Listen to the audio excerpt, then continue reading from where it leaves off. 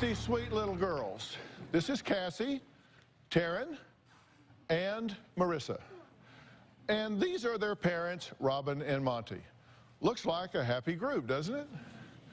But there is one family member here who claims they are being treated like the outcast of the family.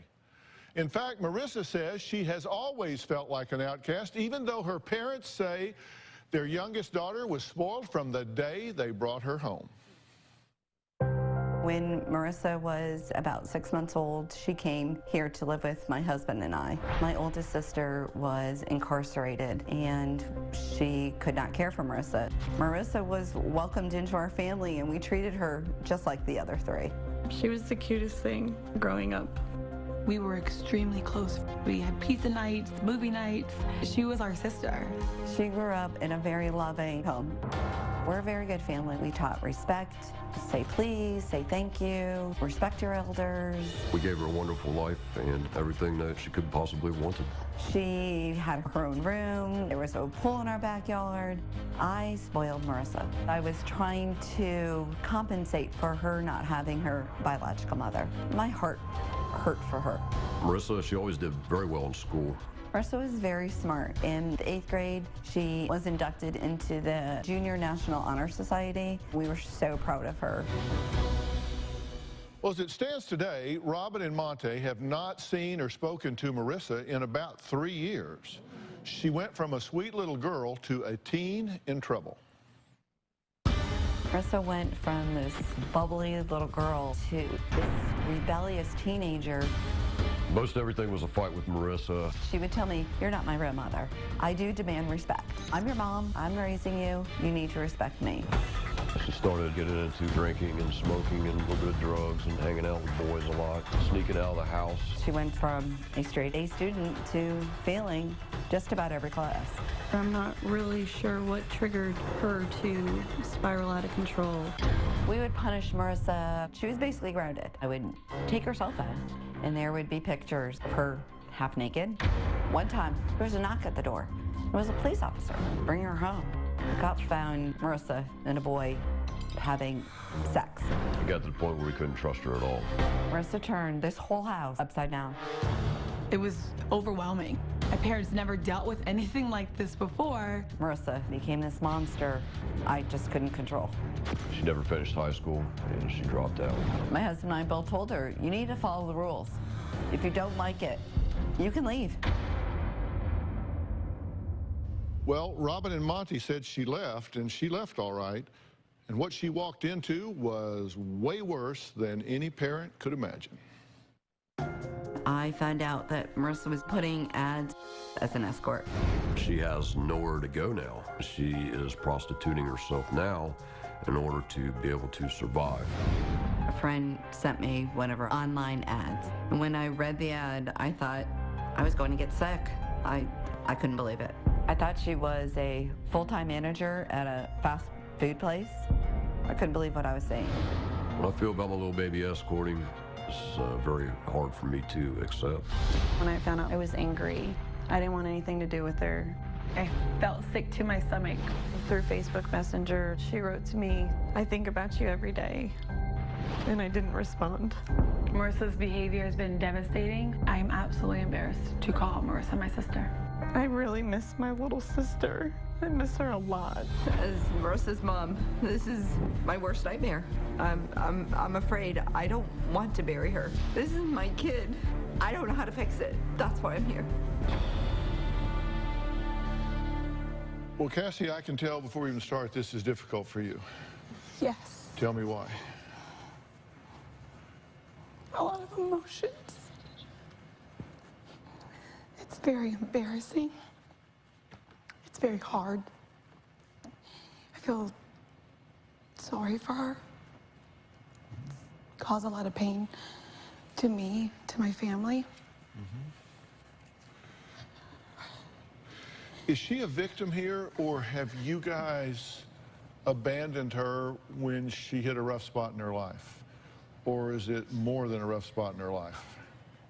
It's more than a rough spot in her life. I don't believe she's a victim. Because she says she's a victim. I mean, you listen to her. I did. And I'm listening to her on tape. She's saying, you know, come on. I mean, it's like everybody bailed on me here. I clearly didn't make the best choices, but everybody just quit on me. And it's kind of like, look at this family. What one thing is not like the others? And it's her. She's saying, they're not my real parents, and I was treated differently. But you say, yes, you were. You were treated differently, because they say you spoiled her. That you gave her more than you gave them, that you treated her special, that you kind of overcompensated for her even. I overcompensated. I felt a little bad for her, and financially, Monty and I could do a little bit more at that point, but not to the point where she would be doing these types of things. What bugs you most about what she's doing? What's the most self-destructive thing she's doing right now? Escorting. She's going to kill herself. That's what I believe. I think the end result, if she continues her lifestyle, is she's going to die. You think she's going to, you're going to get a call? Yes. She's going to find her dead. How will she die? Will it be drugs? Somebody's going to kill her? What's going to happen? Any of those things, honestly. And you guys are humiliated by this whole thing, right? Yeah, this was very hard to make the choice to come on here. Why do it? Why, if you're so embarrassed by her, why are you on national television putting it out there? I'm not embarrassed by her. I'm embarrassed by the choices that she's made. I'm embarrassed that she was given everything. She was given tools. She was given a loving family, and she's chose to make these types of choices and to lead this type of life, which she didn't have to. She didn't have to leave the house. She didn't have to go and escort. She didn't have to go and do these things with boys and steal, and she didn't have to do any of those things. We were loving and supportive. We were positive role models for her. Yeah. She chose to, and because of my love for her, I'm here. Marissa is here today, and she says her entire family turned their backs on her when she needed them the most, and because of that, she spiraled out of control. She's blaming them. I really don't get that, but we're going to let her try and explain it when we come back.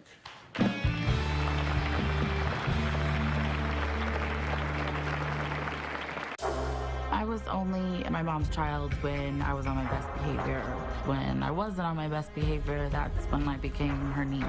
I've never turned my back on Marissa. I don't know how they sleep peacefully, knowing that they once had a sister or daughter they abandoned.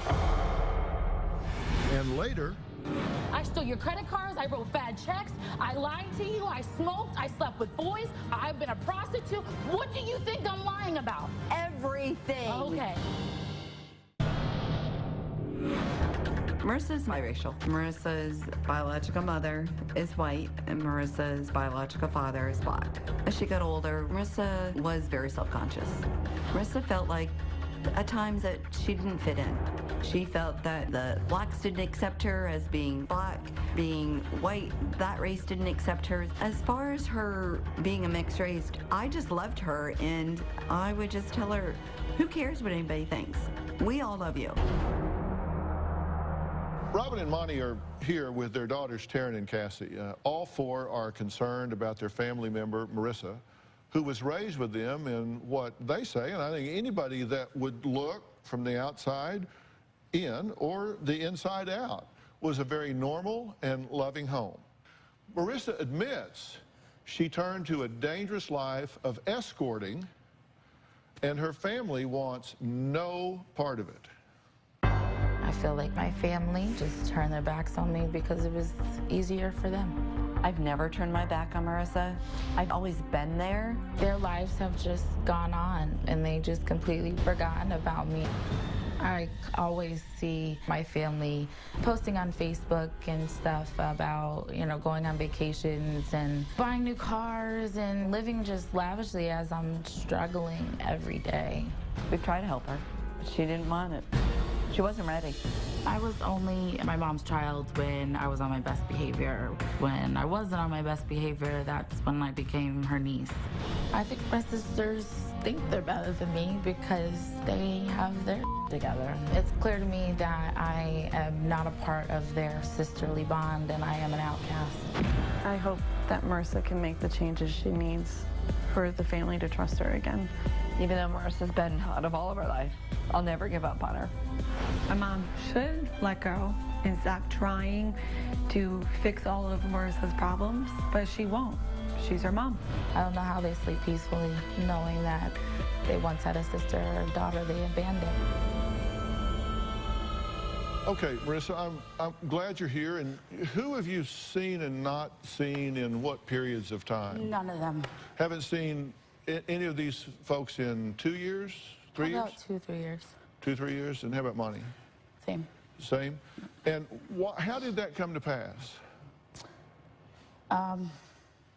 Pretty much we just stopped talking, and I mean, I would connect with my mom on Facebook every once in a while, but everyone else just stopped talking to me.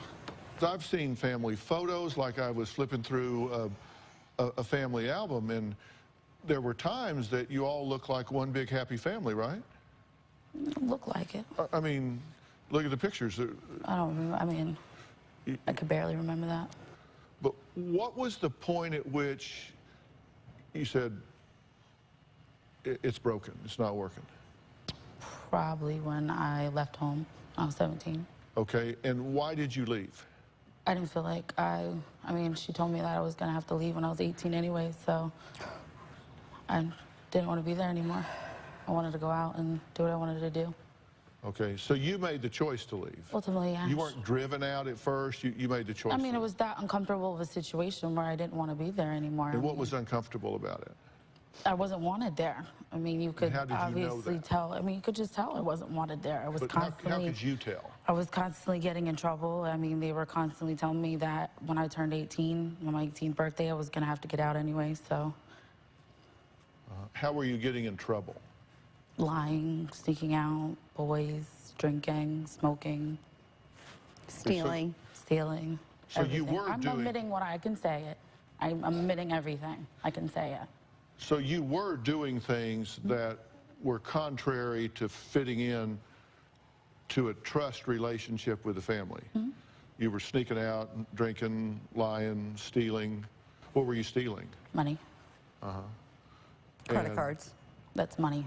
It's the same thing. It's money. All right, and so they objected to that, so yeah. you felt like you weren't welcome because of your behavior. Is that unreasonable? No, it's not completely unreasonable. They didn't push me to make the choices that I did, but there was things beforehand that definitely played in part of why I did the things that I did. Okay, what were those things? Like when I was raped when I was 13. That was complete. What? Darren, when I told you, and we sat on the couch together. No. Are you kidding me? This is Are part you of kidding your me? your lies. And I explained Well, Are she you was raped. serious? You were raped? Are you serious? And are you kidding me? We sat on the couch and you said, all right, we're going to get together and we're going to tell Auntie Robin together. No, we did not. Yes, I did. All right. That is a bold Why would I face. sit there and lie about it? That's your problem, Marissa. What's my problem? What am I denying? Your problem is the lies, and you Okay. believe them. I'm you not. Are you you kidding believe me? them, This is Marissa. what I can't. Can I ask a cannot. question? Why would I lie about something like that? You lie about everything. All right, all right. Can I- I'm lying Everything. now. I will come on the What'd you show wanna say? to come and lie. Do you honestly think if we knew that you were raped at 13, we would not do anything about it? Darren, nothing was done What about did you it. tell them? I told him exactly what happened, that this man took me into the back of the woods. I had made a joke. I said, oh, I hope you're not taking me back here to rape me, and that's exactly what he did. Did you make up this story like on your way here? Are you serious? I am serious. Okay, see. This is all. am This is all all of it. No, Okay, I am did she serious. tell you that? So No, why? she did not. I Did was she tell not. you that a man picked her up, gave her a ride on a moped, took her to the back of the woods and raped her? No. Yes. And what did they say when you said that to her? What did she say It when was you said that. It was that. brushed over the shoulders that I can't even remember what they said about it because nothing was done about it. Okay, well, we're going to find out what Marissa says Robin did that was abusive and made her feel worthless. We heard what she feels like happened when she reported a rape at age 13. We're going to find out what she says happened from Robin's standpoint that made her feel worthless. We'll be right back.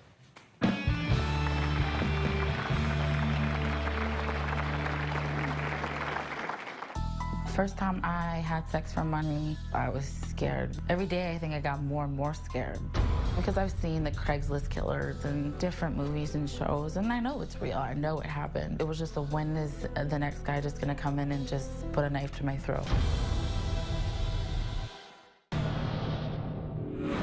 My mom was a bad mother. She never gave me love and compassion I think I needed. I was a good mom. I gave her love. When she needed something, I provided for her. When I would come home from school crying after all the ridicule from the kids, she never told me she loved me. I was there for her whenever she needed me. If I was her blood daughter, I believe she would have done a lot more to make sure that they didn't end up like this. Well, Marissa, who calls herself the outcast of her family, says even though she hasn't spoken to her parents and sisters in at least 3 years, she has kept up with them on Facebook, viewing their family pictures. She says she has been excluded from. Marissa says while her family has been living a carefree life, going on vacations and cruises together, she has been alone, doing whatever she can to make $20 just to eat. Now, just before break, we were talking about the fact that you reported at 13 that you had been raped. You said you remembered specifically sitting there telling Taryn because you were afraid to tell your mom about it. And you asked me, why did I wait so long afterwards to tell you? You act like I don't remember this conversation. I know this conversation. I haven't, I told you, and I know I told you. You can sit there and shake your head. It's fabricated. Okay. So it has to be. You never. Just like you never put your hands on me, just like you never did anything. Yeah, it's all fabricated. Yeah, but I was just curious. I asked you what she said when you told her, and you said, well, I don't remember, just kind of brushed it off. But you remember telling her, did she get upset? Yeah, she did she got upset cry? and she did was she like, say, I really think we let's should go tell mom? Did yeah. she let's call the police? What did she say? We don't talk about, she said we should go tell mom, and that's what we did. We got together, she sat right there with me. Taryn really spoke for me and kind of pushed me into telling her. So then the three of you went and reported this to your mother. So did they come and tell you? No. Okay. No, not at all. Marissa, stop. Not at all. Stop what? What am I stopping? So you don't remember her telling you this? You're shaking your head. What am I stopping? Okay, and you don't remember them coming and telling you? Absolutely not. Okay. All right. If I really wanted to lie, you think I would come on the show to sit here and lie you about really think I would come on the show to tell people what I've done if I wanted to be a liar? I wouldn't have even come on the show. Marissa? I wouldn't even come on the show. You did, because you wanted me to pawn off because you didn't want to help me. You wanted somebody else to help me. How dare you? Do you see the text? Dr. Phil has all the texts. Yeah, and I'm you still and a I back and manipulative forth. liar, and I'm still this. Okay. You never He said has that? all of that. I'm pretty sure your friend showed me some things you said just recently, that I'm still this manipulative liar. I'm not changing. You are. Okay. That's your problem. What am I lying about? Everything. Okay, everything. What's everything? Please explain everything. Let me use an example. Let me have an example. Did you lie about Monty being inappropriate? I never said that a day in my life. I never said he ever touched me. I never said that. Not you. Somebody else. I never said that. You believed all them, just like you believed them when I told you about going to see my father. You believed them.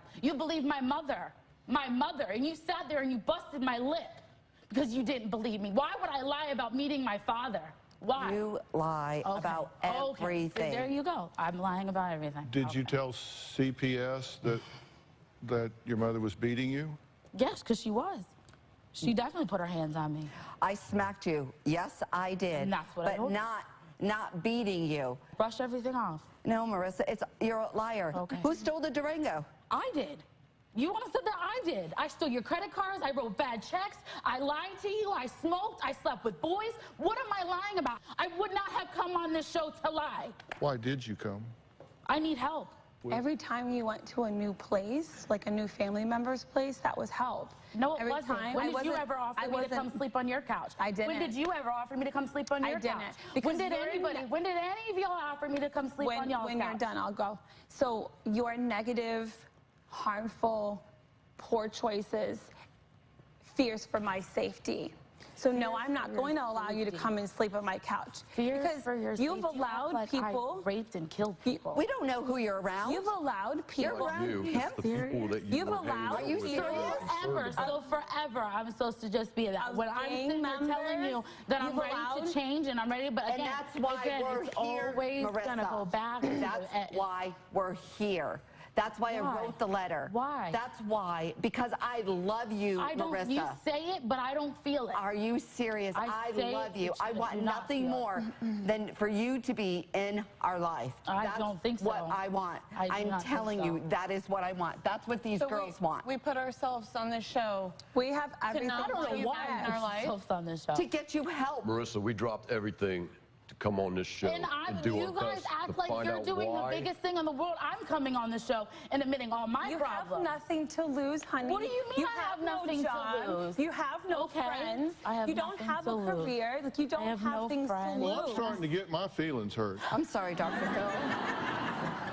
I know. it's Everybody's an argument. talking about, like, well, I did the worst thing in the world. I came on this show. Like, I mean, look what sacrifice I made for you. I've gone to hell for you. I'm on the Dr. Phil show.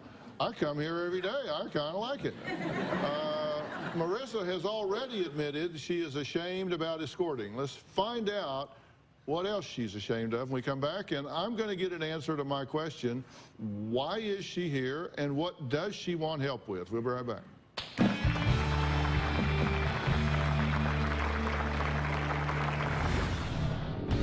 Well, what was the constant fat jokes for? What was the constant calling me names for when I didn't even do it? What was I doing? Calling you names. What names? You didn't call me a fat Come on, bitch every Marissa. time. My mom is a little bit racist.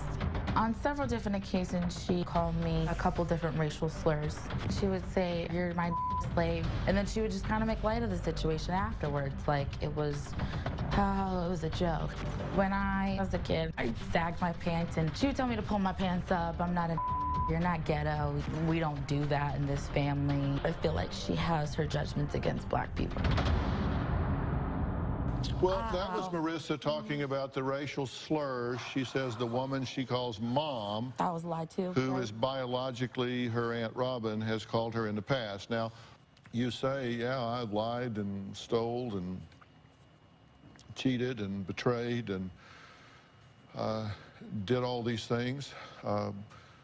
But you say it with bitterness and anger. I hear absolutely no remorse I've been in very your voice remorseful. at all. I know the choices that I made, and I made them. You're a smart person, right? I mean, you had a 4.0, you were in National Honor Society. I mean, you seriously, But the thing is that's what makes me angry, because even then, I was still getting joked for my weight. I was still constantly getting yelled at. What was I doing when I was a kid? What was so bad before I was drinking, before I was smoking, what was the fat? You're fat this, you're fat that, barking at me, just shut your mouth. What was the constant fat jokes for? What was the constant calling me names for when I didn't even do it? What was I doing? Calling you names. What names? You didn't call me a fat Come on, bitch every Marissa. time. You didn't call me that. Races. Did we go to Weight Watchers Did you together? ever take me to see my black family? Did you ever take me to see my black side of my family ever? As many times we went up to Massachusetts. Do you did even know ever who they side? are? I did meet them. I did meet them. Did they come to mom's every summer?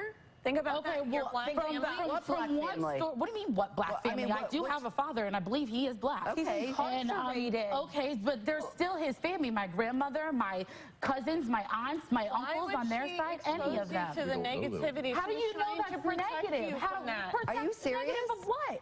How are you He's to judge them? incarcerated. How are you to judge? He's You don't- incarcerated. That's him. You don't get What is her? incarcerated for no reason. Okay, but you had no problem taking me to go see my mother in jail. You had no problem doing that. So what do you mean trying to keep me from the negative? You believe you and Anna took me to go see my mother in jail. One time we took One you. time, but yet you're telling me Let you're her trying talk. to keep me away from it. What are you really saying? Can you calm, please?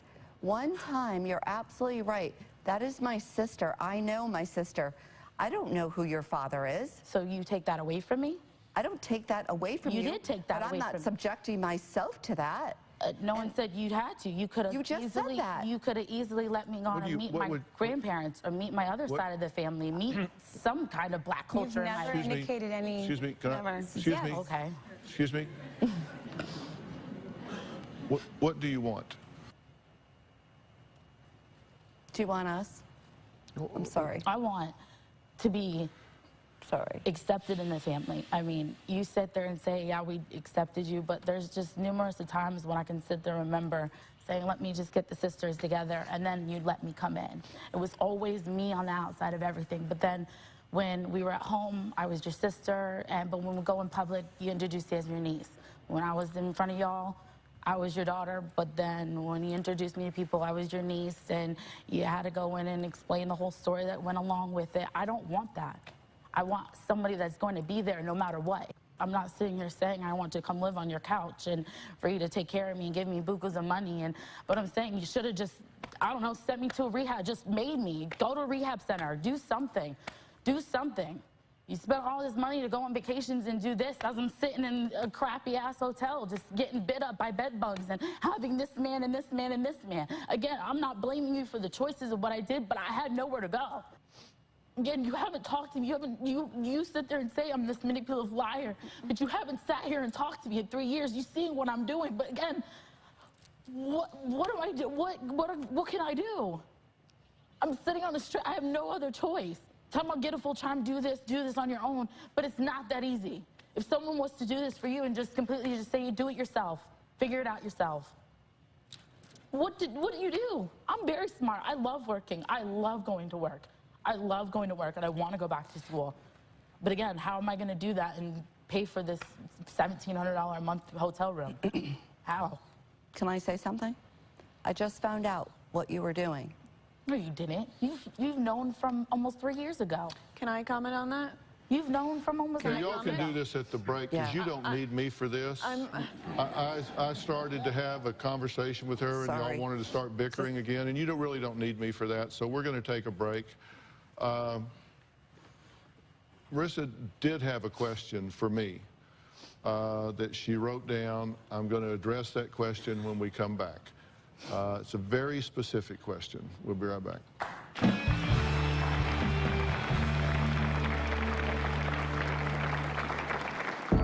My mom told me my biological mother made wrong choices in her life and ended up being in jail. If I don't get help now, I just feel like I'm just going to be in the same path and the same things are going to keep repeating itself.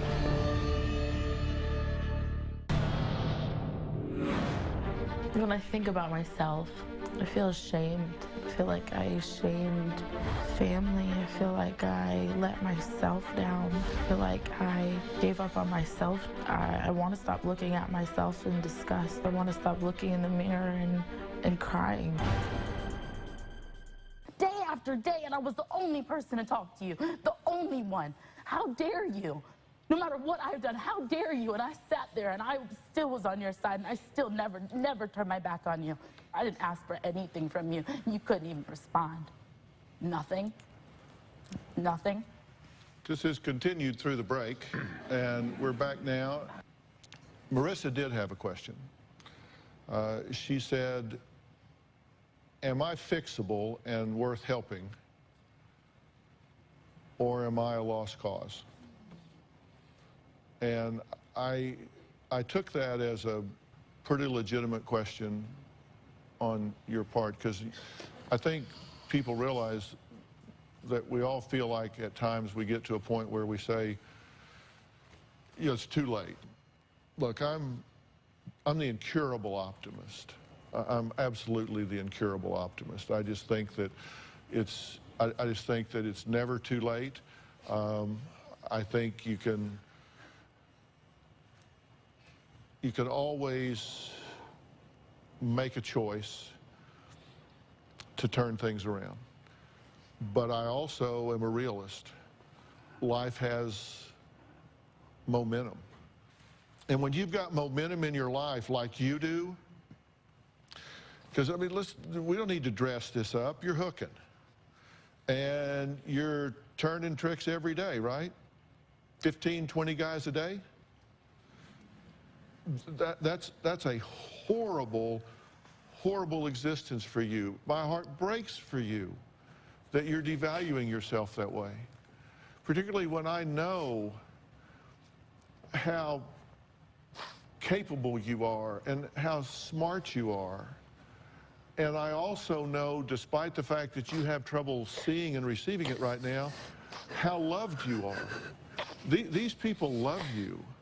And I know you can't receive that right now, but even Monty, he loves you. Your sisters here love you. Your mother loves you. And the idea of you out devaluing and disrespecting yourself in that way every day and anesthetizing yourself with drugs or alcohol to get through it is a vicious circle, right? I mean, you got to stay high to do it, and you got to do it to stay high. So I realize there's momentum here, and it takes a lot to change that. These people have a right to be upset with you. You have violated their trust. You have betrayed their investment in you. You have betrayed their loyalty. You have a right to be upset with them. They are not perfect people.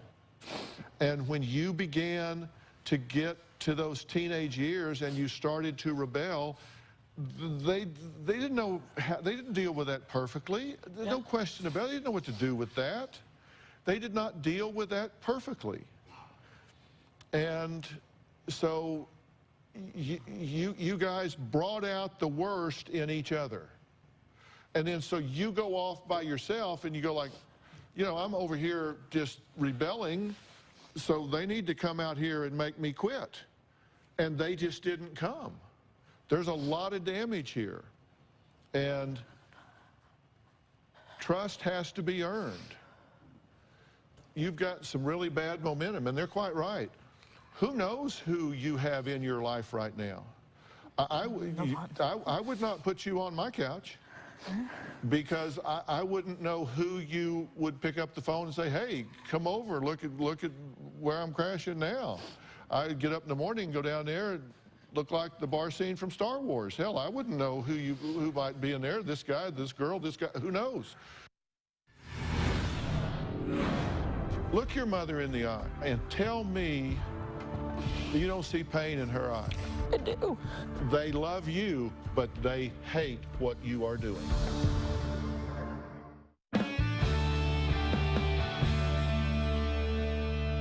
I think that this family is broken. Look her in the eye. Look your mother in the eye. No, don't look away. Look her in the eye and tell me you don't see pain in her eye. I do. This is not the look of a woman that doesn't care about you. That doesn't mean she's not so mad at you she could pinch your head off of you, because she is and she could. She has every right to be mad. Yes, she does. She has, I'm not taking any of those rights away from you. Yes, she does. But through that, there's one thing I've learned a long time ago, and this is a truth you can count on, thank God, because I'm probably the most flawed man you may ever meet. You can love someone and not love everything they do. And this is the perfect example of it. They love you, but they hate what you are doing. You love them, but you hate some of the things they're doing, right? You think they have been uptight bitches. I mean, you're seriously, right? You think, yeah, what are you, a little bit goody two-shoes? Come off your high horse. I'm still your sister. You act like, ooh. Well, listen, you gave them a pretty good ooh moment. Okay? I mean, I did it to my life, though. I never... Yes, but you did it to them, too, because they're invested in you. They have invested in you. They love you. They care about you. And then when you go off, it reflects on them. It's their failure, too. because they're asking themselves, like, what could I have done? Why didn't I see? Why didn't I recognize? This has affected everybody. And you come out here and you have one strategy in your life, and that's get them before they get me. You come out here like this. That was not why I came on the show, to get them. That's how you came on the show. It may not be why you came on the show, but it's how you came on the show. And people get that way when they're under attack. And you're here under attack because you are attackable. You are doing some really bad things. And those things need to stop. Mm-hmm. You need to be pulled out of that life, and you need to get your feet on the ground. You need help at so many different levels, and believe you me, it is above their pay grade. Yeah. It is above their pay grade. There are mental, emotional, social, and lifestyle issues with you. You need a restart and a relaunch. And to do that, you got to get out of your environment, and I am willing to help you do that. Okay, I'm willing to help you do that. I'm willing to pull you out of that world and get you where you need to be to get your feet on the ground. Okay? And I'm not sure yet what that needs to be. I'm not sure whether you need to be in rehab. I'm not sure whether you need to be in some type of inpatient program to get you reacclimated. I don't know. I need to have you carefully and thoroughly evaluated. And then you know what I'm willing to do? I'm willing to use all of my resources. And the good thing about being Dr. Phil on the air for 13 years with the #1 show in television is you do have lots of resources, because I've made all these partnerships all throughout the world with the top resources in the world that I can bring to bear for you. And are you worth it? Well, all I can tell you is I am willing to use my best resources on you.